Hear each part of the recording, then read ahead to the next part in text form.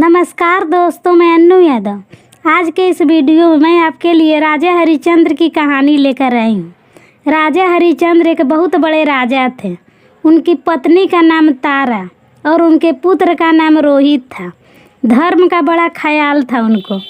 कभी वे असत्य नहीं बोला करते थे। राजा हरिश्चंद्र सत्यवादी राजा थे, दान करते थे। राजा हरिश्चंद्र का नियम था, बिना दान किए भोजन ग्रहण नहीं करते थे। पहले रोज दान करते थे, सोना चांदी हीरा मोती, जमीन, अन्य दान, भूमि दान, जल दान, गौ दान, जो बन पड़े राजा हरिश्चंद्र जी सारा दान करते थे। देवराज इंद्र भी उनके पास आते थे उनसे मदद मांगने के लिए। इतने धर्मात्मा राजा थे। राजा हरिश्चंद्र जी प्रेम पूर्वक धर्म का पालन करते थे। एक दिन की बात है, राजा हरिश्चंद्र ने एक सपना देखा। उस सपना में उन्होंने अपना पूरा राज्य किसी ब्राह्मण को दान कर दिया। ऐसा उन्होंने सपना देखा, सब कुछ दे दिया। जैसे ही आँख खुली, सुबह जल्दी से स्नान करके सभा में अपने सपने के बारे में कहा कि आज हमने ऐसा सपना देखा है कि सारा राज हमने दान कर दिया। सपना में ही सही, लगता है हमें दान कर देना चाहिए, पर किसे? कोई मांगे तब तो दान करे। तभी विश्वामित्र जी आ गए। विश्वामित्र जी का चरण धोकर राजा हरिश्चंद्र ने भोजन करवाया और कहा, महाराज जी, आज हमने सपना में पूरा राज दान कर दिया। आज मैं अपना पूरा राज आपके श्री चरणों में समर्पित कर रहा हूँ। क्या आप स्वीकार करेंगे? विश्वामित्र जी बोले, जरूर स्वीकार करेंगे। आपका राज हमें स्वीकार है। आपने अपना पूरा राज दान कर दिया, हमने दान ले लिया, संकल्प हो गया, दान हो गया। विश्वामित्र जी ने कहा, राजन, हम सभी ब्राह्मण ने, सभी संतों ने आपके घर भोजन किया। अभी आपने दान दिया, वो तो आप अपने मर्जी से दिया, पर आपने हम सबको भोजन करवाया है। हम 1100 साधु हैं, तो हम सभी साधुओं को दक्षिणा तो देनी पड़ेगी। तो अब आप हमें दक्षिणा तो दे दो। तब राजा हरिश्चंद्र ने बोला, महाराज जी, हमने सारा राज्य दान कर दिया। अब मेरे पास कुछ नहीं बचा है जो मैं आपको दान दे सकूं। याद रखिए दोस्तों, दान अलग होता है और दक्षिणा अलग होती है। पंडित जी से जो आप कथा सुनते हैं, तो आप पंडित जी को दान नहीं देते, उनको मेहनत का मेहनताना, उसे दक्षिणा कहा जाता है। ब्राह्मणों ने कहा, साधुओं ने कहा, आपने अपना राज्य हमें दान तो कर दिया, अभी दक्षिणा बाकी है, दक्षिणा दीजिए। राजा हरिश्चंद्र बोले, मेरे पास अब कुछ नहीं बचा है देने के लिए। विश्वामित्र बिगड़ गए, राजन, अगर तुमने हमें दान नहीं दी, हम 1100 साधु हैं, कम से कम 1-1 रुपये तो सबको मिले। उस समय सोने के सिक्के चलते थे, 1-1 कम से कम तो स्वर्ण मुद्राएं तो मिलनी चाहिए। 1100 साधु हैं तो 1100 स्वर्ण मुद्राएं ला। अब राजा हरिश्चंद्र संकट में पड़ गए। तब राजा हरिश्चंद्र बोले, महाराज जी, मुझे 1 माह का वक्त दीजिए। विश्वामित्र जी ने 1 महीने का समय दिया। विश्वामित्र राजा हरिश्चंद्र से कहते हैं, अपने पूरे राज्य से वस्त्र उतार दो। राजा हरिश्चंद्र ने अपना वस्त्र आभूषण उतार दिए। पत्नी और बेटा रोहित ने भी सारा आभूषण उतार दिए और सिंपल से, साधारण से वस्त्र पहनकर नगर से निकल पड़े। काम ढूंढने लगे। भाई, कोई काम हो तो दे दो, हम काम करके 1100 का कर्जा है सिर पर, काम करके उतारना चाहते हैं। विश्वामित्र जी बोले, हमारे राज्य में आप काम नहीं करेंगे, हमारे राज्य में आप काम नहीं मांगेंगे। तब राजा हरिश्चंद्र काशी आ गए, क्योंकि काशी शंकर जी की नगरी है, वह किसी के राज्य में नहीं आता। वहाँ के राजा सिर्फ भगवान शंकर है, इसलिए उसे शिव की नगरी कहते हैं। हरिश्चंद्र ने काशी आकर के काम खोजा। 2 दिन, 5 दिन, 8 दिन, 10 दिन, 20 दिन, आज महीने के आखिरी दिन था। काम ढूंढते ढूंढते महीना गुजर गया, पर काम नहीं मिला। विश्वामित्र जी आ गए, हमें 1100 स्वर्ण मुद्राएं का आज आखिरी दिन है, हमें दो। तब हरिश्चंद्र जी ने बोला, महाराज जी, आज सूर्य अस्त्र के पहले मैं आपको स्वर्ण मुद्राएं दे दूंगा। दोस्तों, धर्म के पालन करने पर भी परीक्षाएं देनी पड़ती है। आप धर्मात्मा है, इसका अर्थ ये नहीं है कि आपके जीवन में संकट नहीं आएगा। धर्मात्मा है तो भी आपके जीवन में संकट आएगा। वे संकट आपके धैर्य की परीक्षा लेने के लिए होगा। राजा हरिश्चंद्र को देखिए किस प्रकार परीक्षा दे रहे हैं। अब देखना ये है कि व्यक्ति पास होगा या फेल, देखना ये है। पहला परीक्षा ये था कि अपना राज हंसते हंसते दान कर दिए। आज आखिरी दिन था। 1100 स्वर्ण मुद्राएं की व्यवस्था नहीं थी। गंगा के किनारे उदास बैठे थे और गंगा माँ से प्रार्थना कर रहे थे, हे माँ, यदि हमने कभी धर्म को ना छोड़ा हो, सत्य को ना छोड़ा हो, तो हे माँ, आज धर्म मेरी रक्षा करे। तभी पत्नी ने कहा, तारा ने कहा, स्वामी आप हमें बाजार में बेच क्यों नहीं देते? हरिश्चंद्र ने कहा, देवी क्या मैं आपको बेच सकता हूँ बाजार में? सोच भी नहीं सकता। कोई पति अपनी पत्नी को बेच करके धर्म को बचाए, ये कैसा धर्मात्मा है? लोग क्या कहेंगे हमें? हरिश्चंद्र की पत्नी ने कहा, स्वामी जी आप कहाँ बेच रहे हैं हमें? हम तो अपनी मर्जी से बिकेंगे आपकी सेवा के लिए। अगर आपके धर्म के रक्षा के लिए पत्नी को सहयोग करना पड़े तो मैं आपकी सहयोग करने के लिए तैयार हूँ। मैं क्या कर सकती हूँ?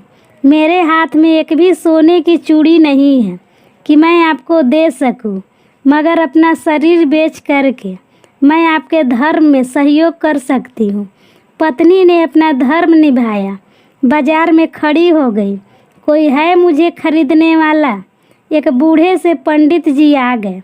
बूढ़े से पंडित जी ने कहा, मेरी पंडिताइन बहुत बीमार पड़ी हुई है, तुम क्या मेरे साथ चलोगी? उसकी सेवा करनी पड़ेगी, भोजन भी बनाना पड़ेगा, मेरा पूजा की तैयारी भी करनी पड़ेगी, कुएं से पानी निकालना पड़ेगा और पंडितानी की पाँव भी दबानी पड़ेगी।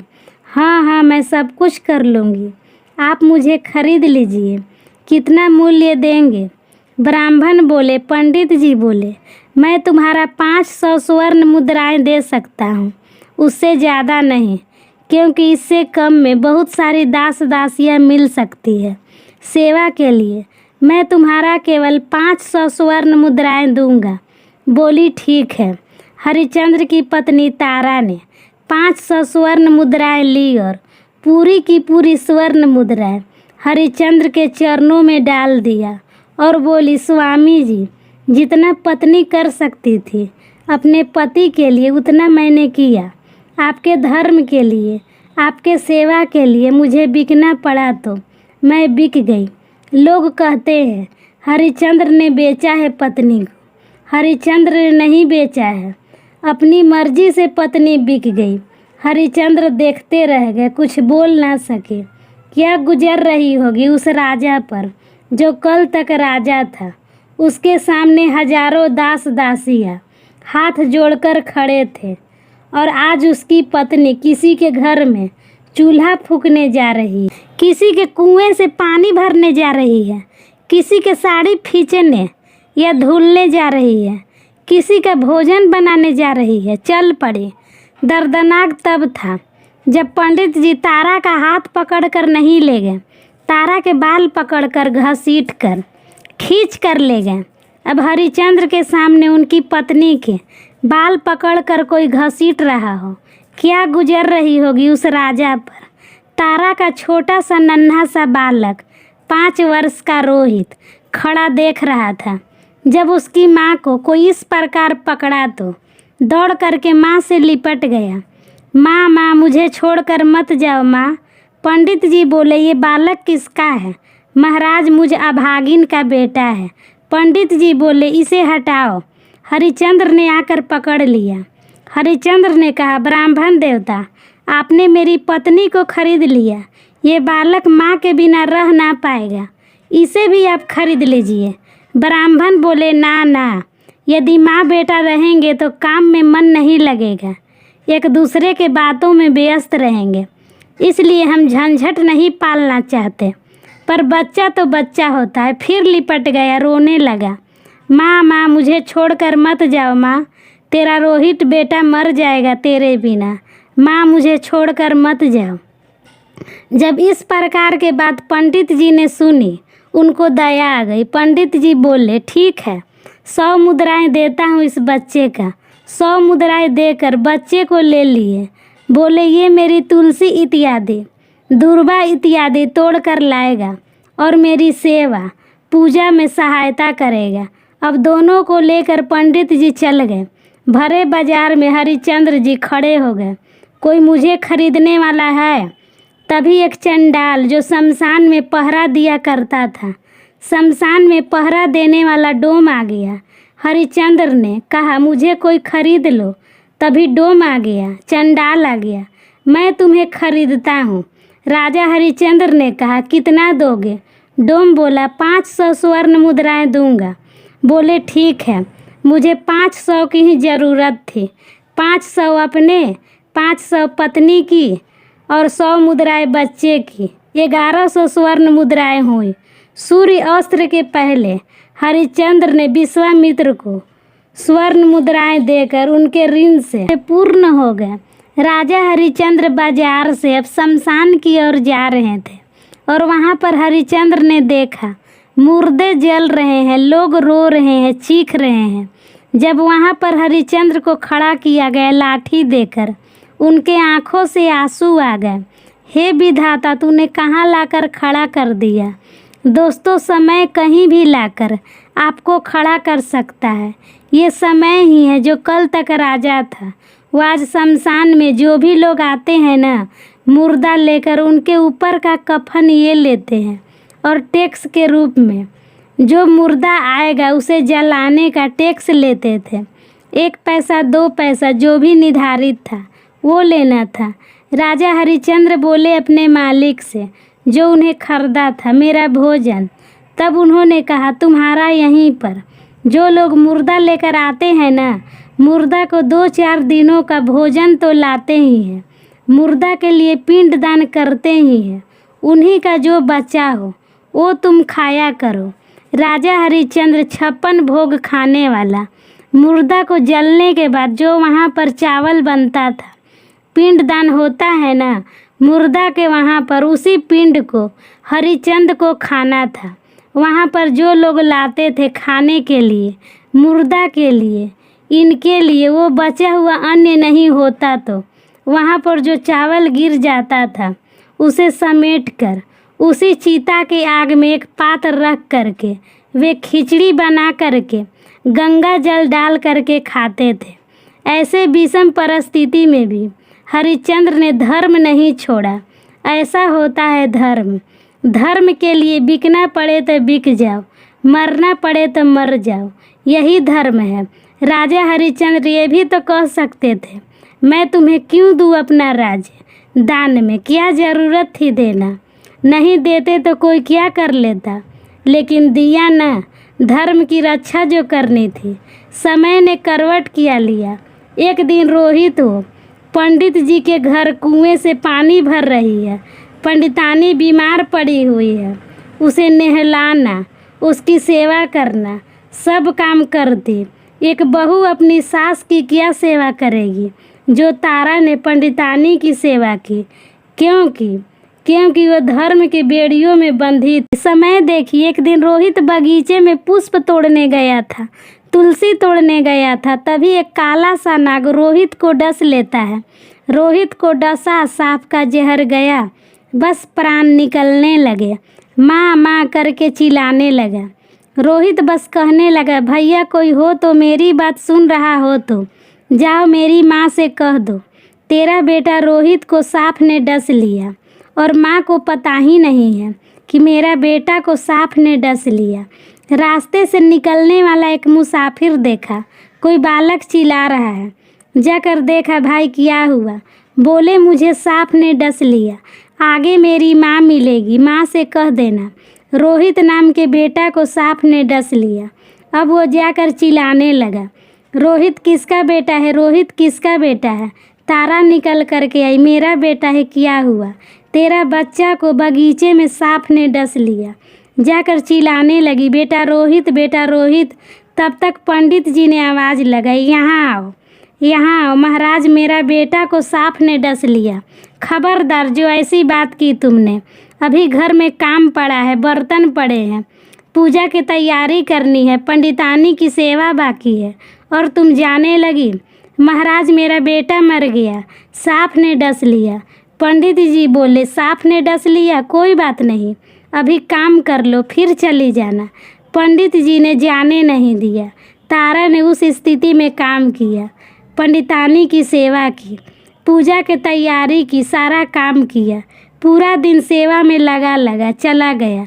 जब पंडित जी और पंडितानी रात को 10 बजे सो गए तब फुर्सत मिली। अब वो बेटा को देखने गई। बेटा सुबह का मरा, रात्रि को 10 बजे माँ को फुर्सत मिल रही है अपने मरे हुए बेटा को देखने के लिए। दौड़ी दौड़ी बगीचा में गई। अब देर हो चुकी थी, बेटा मर चुका था। जैसे ही माँ ने बेटा को देखा, माँ लिपट गई। बेटा रोहित, मैं कितनी अभागिन हूँ बेटा, तेरी मौत पर भी मैं टाइम से ना आ सकी। समय से आ जाती तो किसी वैद्य के पास ले जाती तो शायद तू बच जाता। बेटा, माँ रो रही। वे अकेली ही रोने वाली थी और कोई जबाना, कोई साथ में था भी नहीं कि कोई रोने में सहायता करे। कोई कंधे पर हाथ रखने वाला नहीं था। तारा को लगा बच्चा यहाँ पड़ा रहेगा तो कीड़े मकोड़े खा जाएंगे, कम से कम इसका अंतिम संस्कार तो कर दूँ। आज वो राजा जो छत राजा था, आज उसका बेटा मरा तो कोई रोने वाला नहीं था। तारा ने बेटा को उठाया, गोद में लिया और तो ठीक था, बच्चे को ओढ़ाने के लिए कफन का टुकड़ा तक नहीं था। तब माँ ने अपनी आधी साड़ी फाड़ कर रोहित को ओढ़ाती है और गोद में लेकर शमशान की ओर चलती है। शमशान में गई तब समय ने वहाँ भी करवट ले लिया। वहाँ पर जा कर के गंगा के किनारे रोने लगी। अब ये गांव में रो भी नहीं सकती थी, लोग जाग जाएंगे। अब शमशान में रो रही है। तब हरिचंद्र की आंख खुली। कौन है? हरिचंद्र भी बहुत ही भयानक लगने लगे थे। चिताओं का धुआं शरीर में लगता, शरीर काला पड़ गया था। जिस दिन से वहाँ पर थे, बालों में कोई कंघी नहीं हुई थी। लाठी का डंडा एक हाथ में और बाल में काला सा कपड़ा बांध करके बस वहाँ पर पहरा देते रहते थे। शरीर जंजर हो चुका था, काला पड़ गया था, डरावने लगने लगे थे। हरिचंद्र जी क्या खाते, क्या पहनते और क्या जीवन था। जब हरिचंद्र की पत्नी रोने लगी तब हरिचंद्र जी आ गए। देवी कौन हो आप? हरिचंद्र ने पूछा, कौन हो आप? हरिचंद्र को पता नहीं था कि ये मेरी पत्नी है और उन्हें भी पता नहीं था कि ये मेरे पति है। तब पत्नी ने, तारा ने कहा, मेरा नाम तारा है, ये मेरा बेटा रोहित है, सांप ने डस लिया, मर गया। अब जैसे ही तारा रोहित नाम सुने, हरिचंद्र को कुछ याद आया। हरिचंद्र ने कहा, देवी क्या तुम वही हरिचंद्र की पत्नी हो? अब जैसे ही हरिचंद्र की पत्नी तारा के कान में ये बात पहुंची, आंख उठाकर देखा तो वे हरिचंद्र थे। अब तो बेटा मरा, इसका दर्द गया। अब पति की ये हालत है, ये देखकर तारा उनके चरणों में गिर पड़ी, लिपट गई पाँवों से। स्वामी जी, आपकी ये दुर्दशा, आप शमशान में क्या कर रहे हैं? तब हरिचंद्र ने कहा, देवी तुम्हारे बिक जाने के बाद मैंने अपने आप को बेचा, मुझे किसी डोम ने खरीदा, मुझे यहाँ की पहरेदारी करनी पड़ती है। अब तो तारा रोने लगी।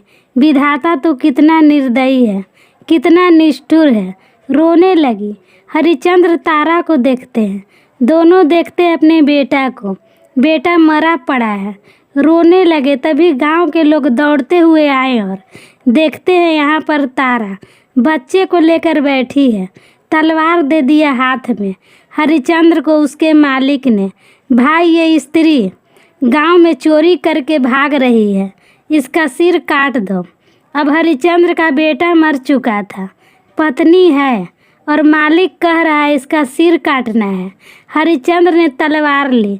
बिक चुके थे, मालिक कोई और था, जो वे कहेगा वो करना पड़ेगा। तलवार उठाई, तारा ने देखा, स्वामी जी तलवार रोकिए मत, क्योंकि पत्नी चली गई तो वापस आ जाएगी, बेटा चला गया तो वापस आ जाएगा, लेकिन धर्म चला गया तो कभी वापस नहीं आएगा। इसलिए धर्म की रक्षा कीजिए। तारा ने कहा, तलवार चलाइए। यदि इन्हें शक है मुझ पर तो तलवार चलाकर अपने मालिक का फर्ज पूरा कीजिए। अब जो तलवार चलाकर मारना चाहा, अब पत्थर भी रो पड़ा था तो भगवान कैसे रह जाते। दौड़ पड़े भगवान और हरिश्चंद्र के तलवार को भगवान ने पकड़ लिया।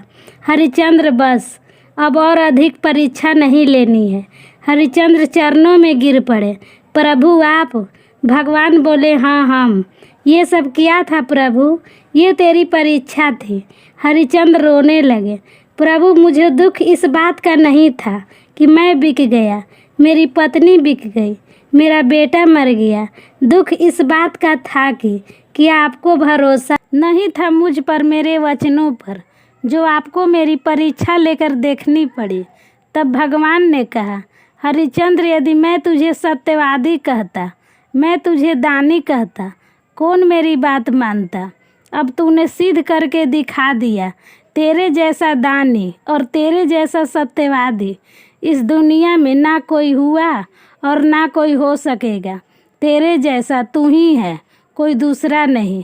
भगवान की कृपा से रोहित जिंदा हो गया, उनका राज्य वापस मिल गया। तारा फिर से रानी बन गई। राजा हरिश्चंद्र को भगवान ने सुंदर सा शरीर दिया। फिर से खुशी खुशी जीवन बिताने लगे। यही मनुष्य का धर्म है। वीडियो अच्छी लगी हो तो चैनल को लाइक और सब्सक्राइब करना ना भूलें। वीडियो देखने के लिए धन्यवाद देती हूँ। खुश रहिए, मस्त रहिए, आपका दिन शुभ हो।